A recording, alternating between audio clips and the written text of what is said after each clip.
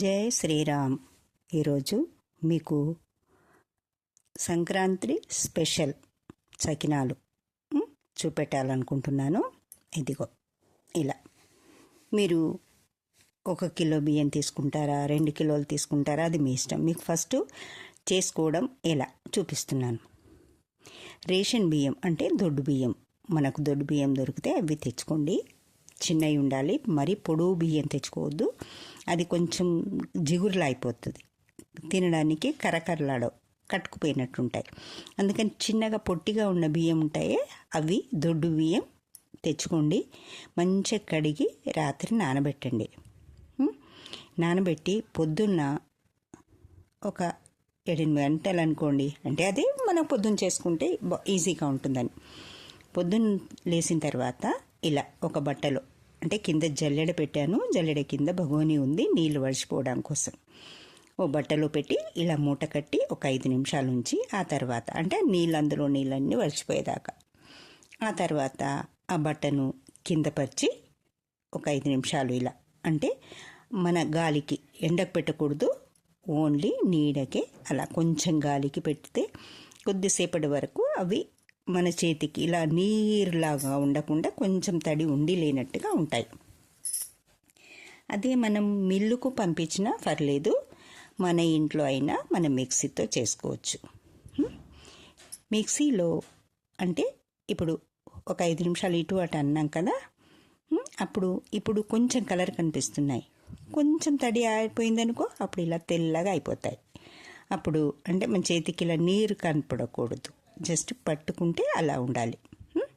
ఇది చూసి మనం మిక్సీ చేసుకోవచ్చు.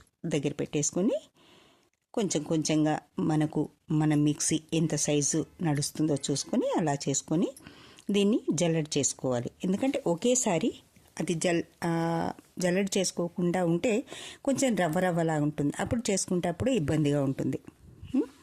అందుకని మిక్సీ చేసుకుంటూ మనం జల్లెడ చేసుకోవాలి. అంటే జల్లెడ పట్టుకుంటే ఆ పైన చిన్న చిన్న రవ్వలాగా వస్తే దాన్ని మళ్ళీ చేసుకోవచ్చు, వేస్ట్ అవ్వదు. అందుకని అలా నిదానంగా దాన్ని మిక్సీ చేసుకుని జల్లెడ పట్టుకోండి. జల్లెడ పట్టుకున్న తర్వాత అప్పుడు మనకి పిండి ఇలా ముద్దలా ఉంటుంది, తెలుస్తుంది. ఇలా పట్టుకుంటే ముద్దలా వచ్చినట్టు ఉంటుంది. అప్పుడు మనకు సకినాలకు పిండి రెడీగా ఉంది, బాగుంది అని తెలిసిపోతుంది. మీరు ఇంతకుముందు ఎప్పుడు చెయ్యకపోయినా ఇలా ఈజీగా చేసుకోవచ్చు కదా. మీకు ఎక్కువ చేయడం కాదు, అంత చేయలేము అనుకున్నప్పుడు కొంచెం పోసుకోండి. 1 గ్లాస్ అంటే ఎంత, ఒక 1/2 కేజీ బియ్యం కడిగి ఆరబెట్టి మిక్సీ చేసుకోండి. ఆ తర్వాత ఇలా జల్లెడ పట్టుకొని దాంట్లోకి 1 టేబుల్ స్పూను నువ్వులు, టీ స్పూను అంత ఓమా, టీ స్పూను సాల్ట్ వేసుకుని నీళ్ళు పోసి కలుపుకోండి. ఇప్పుడు ఇది 2 కిలోల బియ్యం, దానికి ఒక 1/2 కేజీ నువ్వులు. అది కూడా నేను చేసేది అంటే చాట్లో పెట్టి ఎలా చేసుకుంటారు ఇలా చూసుకోవాలి. దాంట్లో ఏమన్నా ఉందా, ఇసుక ఉందా, బిడ్డ లాంటిది ఉందా, ఏమన్నా పురుగు లాంటిది ఉందా, అలా అలవాటు. చాటలో పోసి చేసుకోవడం అనేది అలవాటు. అందుకని ఇలా అనేస్తే ఇసుక ఉంటే వెనుక భాగంకి వచ్చేస్తుంది. అందుకని మనం దుకాణం నుంచి తీసుకొచ్చింది, షాప్లో నుంచి తీసుకొచ్చింది కరెక్ట్గా ఉంటుందని నమ్మకం ఉండదు ఒక్కొక్కసారి. అందుకని మన జాగ్రత్తగా మనం చేసుకోవడం మంచిది. ఇప్పుడు నువ్వులు వేసేసాను, దీంట్లోకి ఇంకా ఓమ వేయాలి. అది 1 టీ స్పూన్ మందం వేస్తే సరిపోతుంది. ఈ ఓమ వేయడం వల్ల ఈ సంక్రాంతికి ఉండే జలుబు లాంటిది ఉండకుండా దీనికి టేస్ట్గా కూడా ఉంటుంది, జలుబు చెయ్యకుండా కూడా ఉంటుంది. అందుకనే పెద్దవాళ్ళు నువ్వులు ఒంటికి వేడి, ఓమ దగ్గు రాకుండా ఉంటుంది, తినడానికి ఒక పదార్థం బాగుంటుంది, బియ్యపిండి. ఇది కేజీకి 1 పిడికెడు లెక్క అన్నమాట అది. అందుకని పిడికిట్లో పట్టి చూపెట్టాను. మీకు పిండి కలిపినాక మీరు ఇంకెక్కువ తినగలిగితే ఇది సరిపోతుంది. మీకు ఇంకా ఉప్పగా కావాలనుకుంటే ఇంకొంచెం వేసుకోవచ్చు. నా లెక్కకైతే కరెక్టే సరిపోతుంది. పిండి కలిపినాక కూడా మీరు చూసుకోవచ్చు. ఇలా అంత మంచి అంటే ఇప్పుడు మనం నువ్వులు వేసాము, ఓమ వేసాము, సాల్ట్ వేసాము. ఈ 3 బియ్యం పిండి కలిసి మంచిగా కలవాలి అన్నీ. ఎందుకంటే మళ్ళీ నీళ్ళు పోసినప్పుడు ఒక దగ్గర ఉప్పుగా ఒక దగ్గర నువ్వులుగా ఉండిపోకూడదు కదా. అందుకని దాన్ని బాగా కలుపుతున్నాను, అన్నీ మంచిగా కలిసేలా. ఇవన్నీ మంచిగా కలిసిన తర్వాత అప్పుడు ఇందులోకి చల్లటి నీళ్ళే, వేడి నీళ్ళు పోయకూడదు, చల్లటి నీళ్ళే పోసి కలపాలి. ఎలా చపాతీ పిండి మాదిరిగా వచ్చేట్టు, అంటే గట్టిగా కాదు మరీ అంత పలసగా కాదు. చూడండి కలిపింది చూపిస్తూ ఉంటాను. ఇలా పట్టినప్పుడు అది పిడికిట్లకు ముద్దలా వస్తుంది. అంటే పచ్చిపిండి ఇది సరిగా ఉంది అనడానికి. ఇలా నీళ్ళు ఒక్కసారిగా ఎక్కువ పోయొద్దు, కొంచెం కొంచెం పోసుకుంటూ కలుపుకోవాలి.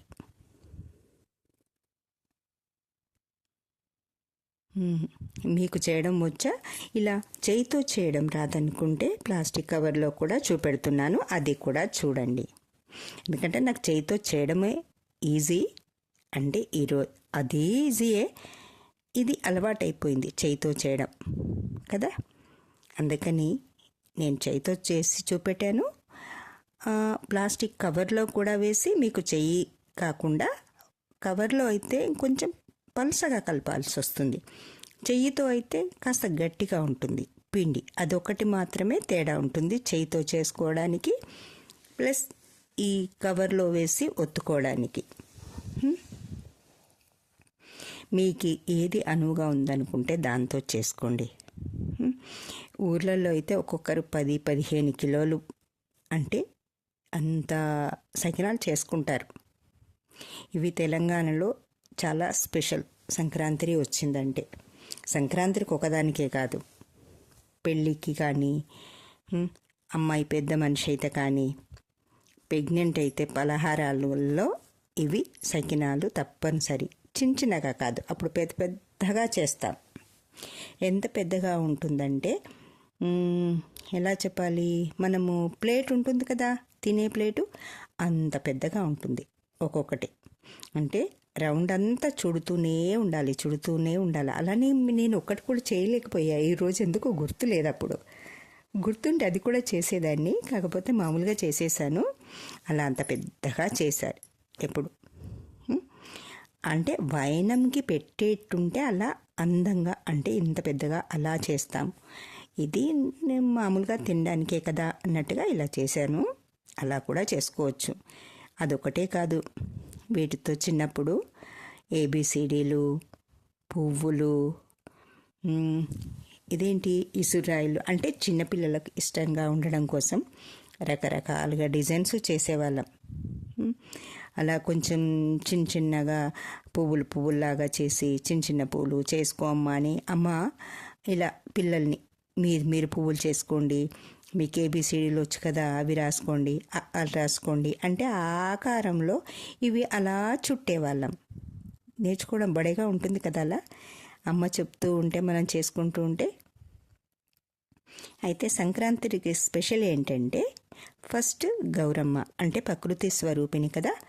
ఈ పిండితోటే గౌరమ్మను 5, 4, 3 ఇలా, అంటే వంశపారంపర్యంగా అమ్మ వాళ్ళు ఎలా చేస్తారో అలా చేసి అక్కడ మధ్యలో పెట్టి పసుపు కుంకుమ పెట్టాలి.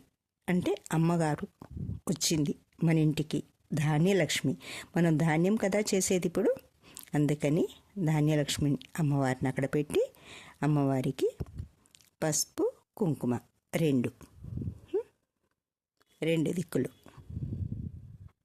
ఫస్ట్ పసుపు కుంకుమ అన్నాను కదా, అందుకని పసుపు తీద్దామని పసుపు 2 ఏళ్ళు పట్టి, పెద్ద నీళ్ళు మధ్య ఏళ్ళు పట్టి ఆ 2 దిక్కులు ఇలా పట్టుకొని అలా పెట్టేశారు 2 దిక్కులు. చూడు, ఇటు అటు 2 దిక్కులు వస్తుంది. కుంకుమ కూడా ఈ 2 ఏళ్ళు తీసుకొని ఇటు అటు 2 దిక్కులు సరిపోతుంది అమ్మవారికి. మనకు కూడా నొస్టికి బొట్టు పెట్టుకొని అప్పుడు మనం కూడా ఒక ముత్తైదు అమ్మవారిలాగా. అక్కడ అమ్మవారిని పెట్టాం కదా, మనం కూడా ఒక అమ్మవారిలాగా ఆరాధన. ఇది ఈ పిండి వంటలకు అలా ఒక ఆచారంలాగా వస్తుంది. దాని చుట్టూ ఇప్పుడు మనం పిండిని చేయితో చేస్తూ అవి సకినాలు చేసుకోవాలి. పిండి ఇందాక కలిపింది కొంచెం గట్టిగా అవుతుంది. మళ్ళీ కొంచెం నీళ్ళు కలిపితే, అది ఎక్కువ నీళ్ళు కలిపితే మెత్తగా అయిపోతుంది. కాస్త నీళ్ళు గట్టిగా అయిపోయినా కష్టమే, నీళ్ళు తక్కువ అయిపోయినా మరీ గట్టిగా అయిపోతుంది. అందుకని దాన్ని చూసి చూసి ఇలా అనుకుంటూ, చేతికి ఇలా అనువుగా వస్తుందా లేదా చూసుకుంటూ ఇలా అంటుంటే, తాలుస్తుంటే రావాలి. రాకపోతే నీళ్ళు ఎక్కువైపోతే అలా అతుక్కుంటుంది చేతికి. నీళ్ళు కొద్దిసేపు అయిపోతే మళ్ళీ గట్టిగా అయిపోతుంది. లేదా అది మరీ పలచగా అయిపోయింది అనుకుంటే ఆ బట్ట మీద అటు ఇటు వేసినా కూడా అది గట్టిగా అయిపోతుంది. ఏళ్ళు 3 ఏళ్ళు అంటే పెద్ద నేలు, చూపుడు వేలు, మధ్య వేలు కలిస్తే చాలు ఇలా వస్తుంది. ఈ 3 ఏళ్ళు కదిలిస్తూ ఉంటే పిండి మధ్యలో నుంచి జారుతూ ఉంటుంది. అదే ఈ సకినాల స్పెషల్. తెలుస్తుంది కదా. 3 ఏళ్ళు 4, 5 కదులుతూనే ఉంటాయి. ఎందుకంటే ఒకటి పక్కన ఒకటి ఉంటుంది కదా, అలా ఒకటి ఈ 3 ఏళ్ళే ముఖ్యము. కానీ ఆ 2 ఏళ్ళు కూడా కదులుతూ ఉంటాయి. ఖాళీగా ఉండే చూడండి, కదులుతున్నాయి కదా. అలా ఒకటి పక్క నుంచి ఒకటి ఆ వరుసలు వేసుకుంటూ మనకి ఎన్ని వరుసలు కావాలంటే అన్ని వరుసలు వేసుకోవచ్చు. 3 వేసుకోవచ్చు, 4 వేసుకోవచ్చు. 2 వేస్తే మరీ పల్చగా కనిపిస్తాయి. అందుకని 3 లేదా 4, 5 ఇలా వరుసలు చుట్టుకొని ఆపేసేయాలి. మనం ఎక్కడ స్టార్ట్ చేసామో మళ్ళీ అక్కడ దాకా వస్తే అది ఒక నిండుదనంగా కనిపిస్తుంది. అలా ఒకటి అయిపోయిన తర్వాత ఒకటి. ఈ రౌండ్ పెట్టేది కూడా అది గాల అంటారు. అంటే మనం ఎంత వెడల్పు పెడుతున్నాము అనేది. చిన్నగా పెట్టొచ్చు, పెద్దగా పెట్టొచ్చు, అది మన ఇష్టం కదా. ఒక్కొక్కసారి ఒక్కొక్క వాయనానికి అంటే అప్పుడు ఇలా పెద్దగా కనిపించాలి అనుకున్నప్పుడు పెద్దగా పెడతారు. ఒకే సైజులో రావాలి అని ఒకే సైజులో చేస్తారు. మనం ఇంట్లో చేసుకున్నప్పుడైనా ఎప్పుడైనా ఒక సైజులో చేస్తే ఒక అందం అది. అందుకని దాని పక్క నుంచి అంటే దానికి అంటుకోవద్దు. అంటుకుంటే దాని